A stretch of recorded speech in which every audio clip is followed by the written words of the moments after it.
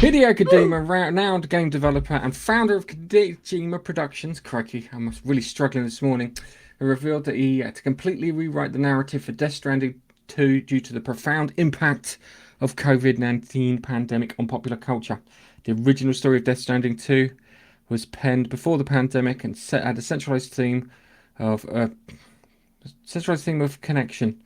However, the pandemic influenced emphasizing pseudo connections like remote interactions, compelled Kojima to reconsider the game's themes. Despite the changes, Kojima, the one who did Metal Gear, That believes chap. that genuine human connections are essential for fulfilling life, and the sequel returns the character Sam Porterbridge's fragile, but no other details as things remain under wraps. So, so. I haven't got round to I haven't got round to finishing it off. I started it, and then I got annoyed because people were just littering the landscape with crap.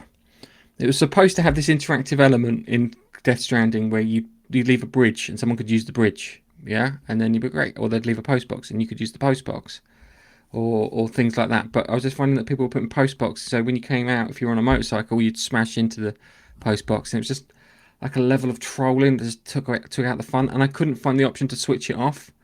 It really put me off the game, and I'm hoping they remove that from it. It was a weird one, and I really looked at it thinking you can't do a sequel to that, and apparently it's managed to do a sequel to that. So it's yeah, Norman Reedus. I don't know how they'll do because he's not. That doesn't look from what I've seen in trailers and stuff. Doesn't look like he's delivering packages. So you're not Oh, being Amazon delivery guy this time round. I postman so Pat. I have no idea what they're doing there. So it'll be interesting because the first one, the story I found fascinating because it was just mad. Did you hear or see anything about Death Stranding Um, I remember downloading it for free off I think it was the Epic Games store. for I still Christmas? haven't got That round was. to playing it. Um, I've I've seen I've seen gameplay of it. My brother had it on release day. So can you turn off the online part of it? Because that would I spoil could. it for me if people have Yeah, just because already completed a certain puzzle.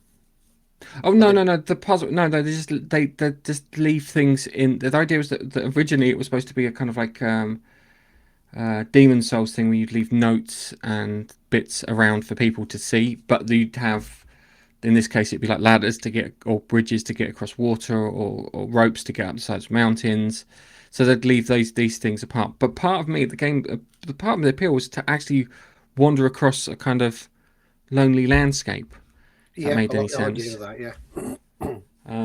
But because they put these things, it kind of defeated the whole idea of having that kind of feeling of isolation and removal and separation from the world, and then seeing things from a different perspective and whatnot. But yeah, it was weird because it did feature oh, who's the gingy one that's Irish? He had a TV show Triumph the Underdog.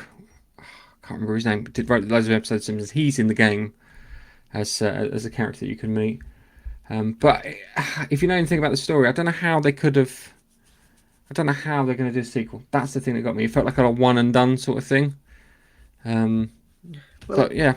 if it's a pandemic, surely you're going to be going round delivering Oh uh, no, what it is packages. is that it's a fracture in reality. Yeah, and what the fracture in reality causes is it causes one, if you die, you explode. So the fracture is between life and death, and it's caused a thing where you explode. And then if you die, you wind up on a beach, and certain people can swim back into the ocean and get back to the real world from it. And that other thing is that dead things can then come through. This is why it's called Death Stranding, like uh, things being washed up onto the beach, dead things. And that's why you've got these invisible things. And people who have this thing called dooms, I was going to call it DOMs, dooms can either see them or sense them.